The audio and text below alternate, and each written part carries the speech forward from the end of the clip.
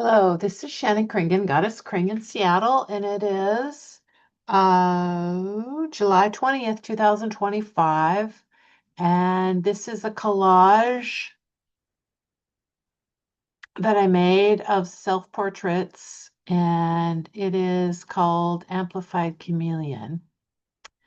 And it was an assignment I had to take a book and turn it into a book sculpture.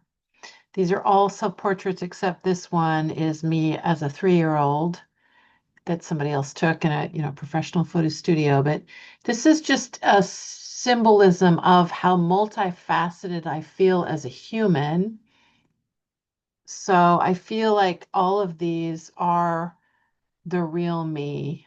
There's the quiet me, the loud me, the introvert, the extrovert, the serious, the funny, the angry, the scared, probably the conservative, the liberal, the the more spiritual side, the more intellectual side, the really quiet Zen side, the really loud dance around like Mick Jagger side, all the different facets of me, the part of me that questions everything, the part of me that appreciates people, and then this other part of me that really doesn't like being around other people and would rather get away. The part of me that's really judgmental of other people, and yet the part of me that's really more friendly and accepting of other people. So I feel like the part of me that wants to be popular and the part of me that doesn't care and just wants to be my real self. Mostly I want to be my real self and somehow be successful. The part of me that's afraid of success, the part of me that's afraid of failure, the part of me that's, the ego versus the soul versus all the different sides. I went to the art fair this weekend and I'm in the middle of doing a pet sit and I'm working on music videos of the Goddess Kring music. I'm proud of myself that I heard my friend's band play the Mon Band the other night and I went to a poetry reading. I shared my links to my music and my poetry book and my art car with new people, poetic people who write poetry, and I listened to them read their poetry. We were in somebody's beautiful backyard at a place called the Poetry Plaza in West Seattle. And there's a really cool coffee shop where once a month, I think starting in the fall, they do an open mic and featured readers, poetry group. I want to get involved in that and listen and see if I can get chosen to be a featured reader of my poetry. Kringonian Pizzazz is my first poetry book. My second poetry book will be called Kring Flower Songbook Lyrics. But I realize I'm just really, really trying so hard to get myself out there, my music, my poetry, dressing up, dancing, performing in all of the art car parades and festivals. I'm really, on one hand, proud of myself for doing all this social artistic activity. On the other hand, I'm really tired and exhausted, and I want to get more rest and have more solitude and more time for writing new poetry and finishing my second poetry book.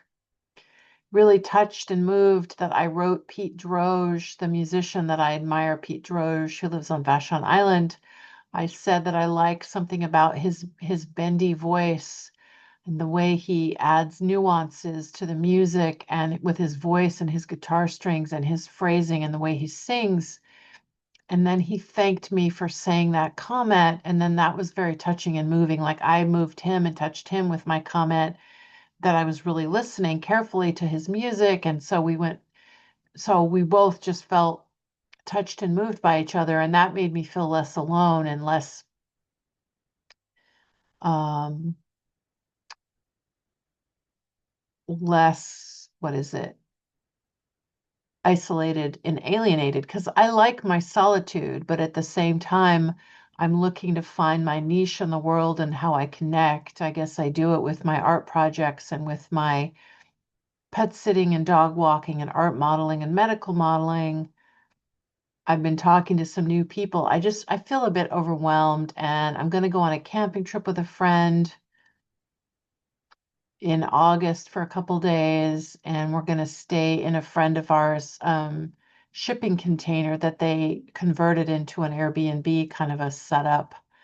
and we're going to go to the ocean and a lake by the coast.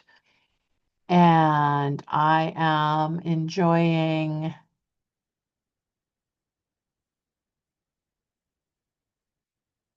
the idea of being more comfortable with me being a successful person because I have a fear of success, but it's not really a fear of success. It's a fear of, like, I think that when we fear failure or success, we're fearing a similar thing, which is maybe it's just two sides of one coin. We're afraid of what other people think of us. So my nose is running. Okay. If we're afraid of failure or success, we're afraid that people, like if you're successful, then sometimes people think you don't deserve your success and they're jealous of you. Or they think you're not really talented and you're just a fraud, or you're only successful because you're good looking, or because you have a lot of money, or because you know the right person, or, some fake reason why you're successful, not because you're actually talented at what you do. And then if you fail, then people judge you and it's embarrassing and people think you're a loser. And so if you fail, it's embarrassing. And if you succeed, then people are jealous of you. So I guess it could be uncomfortable whether you fail or you succeed. And then I'm thinking, okay, all the more reason for me because I'm more comfortable with the idea that I'll fail. Like, it's embarrassing to fail. But I knew that in junior high and high school, I knew that I had to be a jerk in order to be popular. And then I thought, well, I can't do it. I don't know how to be one of these mean, the mean girls that picked on me in high school that were popular. I didn't want to be like them. So I chose not to be, and I was more authentic, and I was not popular in high school.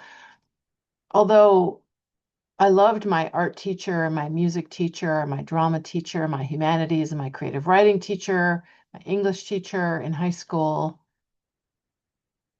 I really loved my teachers, and I had a few close friends, and I imitated Mick Jagger in front of my high school. So I guess in my high school, I did some things I was proud of, like I was on the tennis team and I won tennis matches, and I'm just thinking of my history of being successful. I feel like whenever I succeed at something, I feel a little bit guilty, like, oh, I don't really deserve this. Or what about all the people that, like, if I win a competition, what about all the people that lost and I won? And then I feel bad about it. And then it's like, well, wait, maybe success or failure doesn't matter. I mean, I want to be inspiring, but I like the idea of trying it on for me being a successful person. Like last night, I went to a music show, my friend who's in a rock and roll cover band, and I dressed up and I wore a little makeup and I wore platform heels that I decorated with rhinestones and I wore a dress and I looked good. And I'm 5'8.5", so when I wear heels, I'm even taller. And people said I had a sort of Janis Joplin-y vibe that they appreciated, and they complimented me on my beauty and my dancing, and they were curious about me.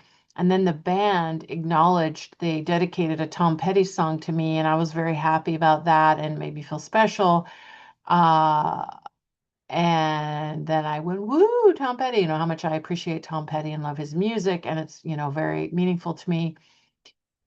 And when I say that, I mean like all the songs, like not just the hits, but like the deep cuts. Like I hate the term deep cuts. It's such a silly thing, but just the obscure Tom Petty songs. Like when I listen to Tom Petty, I listen to every single song on the record. And a lot of my favorite Tom Petty songs are like The Trip to Pirates Cove and Luna and um Shadow People and Turn This Car Around and Let Me Up, I've Had Enough, that album, and Echo and Rhino Skin, and just the more obscure Tom Petty songs. I really love that band. And it's the only band that I can say that about. I know a lot of Tori Amos songs and a lot of Tom Petty songs and a lot of Edie Brickell songs.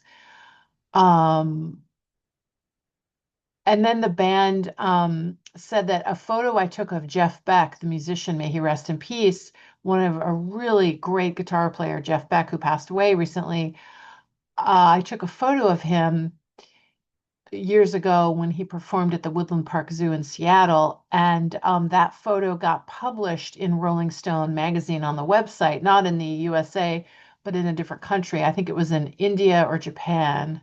I can't remember what country, but it was Rolling Stone magazine in a different country, not the USA. Um, just to be specific and not exaggerate the success of that. But I didn't get paid for that because it's Creative Commons. I have thousands of photos on my Flickr feed, Shannon Kringen Flickr, and I offer my photos free to publish under Creative Commons. And I'm proud that there's many, many photos of Jeff Beck, but they chose my photo. So the fact that they choose my photo, some of my photos have been published on PBS and KUOW and BuzzFeed and I forgot all the names, but there's some national and local websites here in Seattle, but also national websites and international websites. And so I'm really proud that my photos are good enough so that people are choosing them and publishing them and giving me credit for being the photographer. Now that's a version of success. So I'm trying to figure out how to get more comfortable with the idea that I could be successful. And it's okay if I fail at something. I'm okay with that. Because in order to be courageous, you have to be open to both failure and success. You have to know that if you succeed and then you feel guilty like you don't deserve it or you're like a fraud or an imposter, you have to deal with those feelings. And if you fail, you have to deal with the public humiliation of failing and, people thinking you're a loser or, whatever it is people do to judge, whether you do well at something or not well, people are going to judge. And so the bottom line is to do something that you love, that's authentic for you, and let the chips fall where they may and learn as you go. And I love the idea of me doing the best that I can with my talent and my abilities with my art, my personal life, all the different jobs I have as a freelance person, and inspiring other people, like doing my best and being authentically me and learning as I go. And if I screw up, apologize if I make a mistake and learn as I go and personal growth and healing, all of it. Like the older I get, the more I realize it's important to keep your mind open and try new things. And it's okay if you do something and then you're like, oh, I didn't like that. Okay. Try again, back on the horse. So trying new things. And I need to have a little more solitude. I've been doing lots and lots and lots of things for the last month or two or three. So just wanted to do a video and catch up with you on that. I'm going to upload this and hopefully we're working on a video for Kring with No Clothes, which is a poem I wrote about being a figure model and I did some selfie videos that I'm sending to somebody remotely, and they are editing it together into a video, and I'm going to see how that turns out. So I'm really grateful and happy to find people to collaborate with on making music videos. If you are a video director kind of person and want to help me make Goddess Kring videos, let me know. I'm open to that. I'm open to learning more of video editing for myself and figuring out if I can learn how to do that or work with people, more professional people that are trained in that. But I do have a lot of artistic talent, so I could probably learn it if but I'm also dyslexic and ADHD and on the autism spectrum in some way. Apparently I have short, not really good working memory. I forgot what that even means though. What does that mean? If you know what not having very good working memory, what does that mean? So there's a lot of things going on. So I just wanted to document Amplified Chameleon getting her dreams on. So hopefully, God, I just realized shaking. My glasses are very shiny and glary. So hope you can see my eyes. Oh, well, if you couldn't see my eyes, sorry. So yeah, it is 6:24 p.m. on 7/20/25. Signing off. This is Shannon Kringen, Goddess Kring. Please like and subscribe to my channel if you want. And I always forget to say that. And even though part of me doesn't want to say that because that's what everybody says, but hey, if you want to like and subscribe to my channel, that's great because I've had this YouTube channel for 20 years and I have less than 2,000 subscribers. So that's how popular I am. So I'm not very popular. You could say I failed to be popular on YouTube, but I'm not sure if that's my goal. My goal is to make videos that I believe in, that are my expression in the moment, and let the chips fall where they may. And so I'm doing my artwork and doing photography and painting and poetry and music and art car pet sitting, dog walking, or I just so many different things, and working with medical students, and I took a stand-up comedy class. I took movement a voice class. No, not movement, voice. I took years ago. I took movement at Freehold Theater, Seattle. I took improv, acting step one, acting step two, movement, voice, stand-up comedy, performance poetry, voiceover, solo performance. I think those are all the classes I took at Freehold, and within the last 10 or 15 years, and maybe love to take more. Interested in doing acting, but I realized that it's hard really to do everything. Like I'm both the model and the photographer and the writer and the producer and the director. It's like, okay, finding other people I can collaborate with is a good thing. And doing music with Dave Flowers from Interactive Jack Records has been one of the funnest things I ever did in my entire life so far. And I hope to just continue making music and music videos and publishing poetry books. And the truth is, I don't even try to get my poetry books published in an official way. I assume nobody would want to publish my poetry, even though I like my poetry and I think it's well done. I just publish it myself because I don't want somebody to tell me no. And so I just say, yes, I'm going to publish it, and I just publish it. Uh, Although I have done artwork, I've gotten curated into shows. When I enter my art in competitions, I've won competitions, and I have gotten curated into art shows. But I also have showed in non-juried galleries, and there's nice freedom in that and liberation in that. Although some people don't take those galleries as seriously, and the snooty people maybe, and then again, there's quality standards. It's good to have quality standards. So I have mixed feelings about all of this. So, and today at the art fair, some of the work is really serious and really formal, and some of the work is more casual and kitschy. Some of the work is all over the map. Like some of the work is something that anybody could do that's not, but it's the concept and the idea. There's art that's about creating three-dimensional illusion of reality. There's art that's about the concept and the idea. There's art that's about the texture and the shape and the color. I mean, there's so many different kinds of art. And one thing I like about the art fair is seeing all the different patterns. And I appreciate people's art. Even if I don't like somebody's art, I still am glad they're making it. So, yeah, that's my monologue for today. That's all I'm going to say. So, amplified chameleon getting her dreams on. Body, paint, dance, TV, romance, authentic eruption of my soul, molten orange liquid glow. That's part of one of my poems.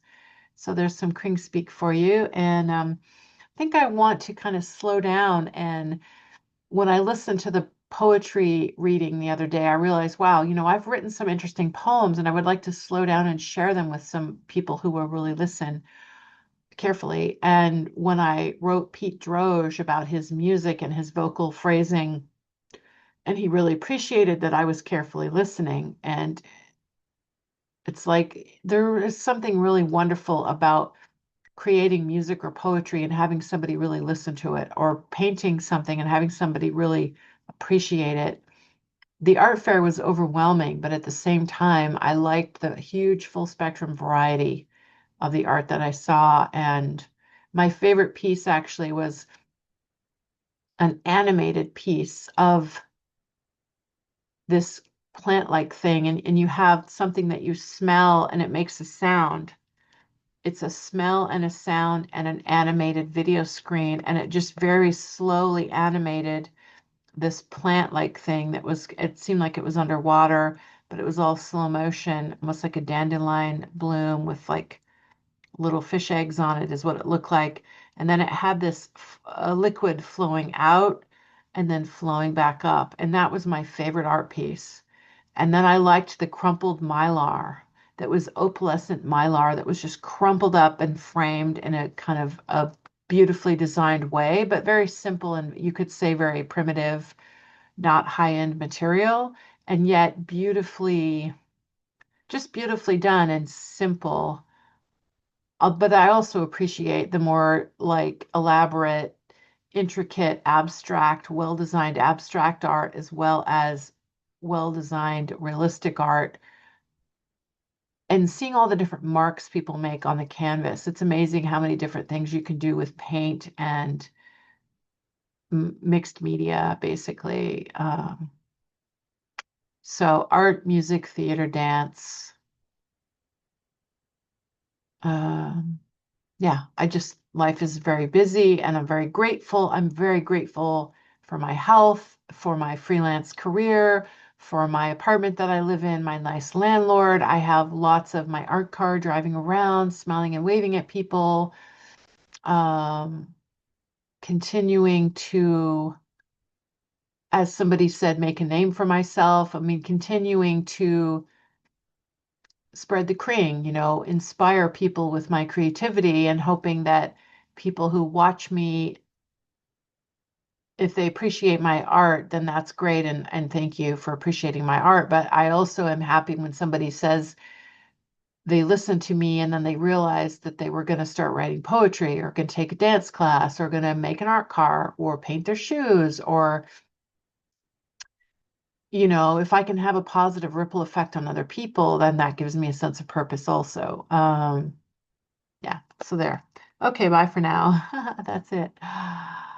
Okay, Shannon Kringen, Goddess Kring signing off in Seattle. Bye for now. Hope you're having fun. Bye.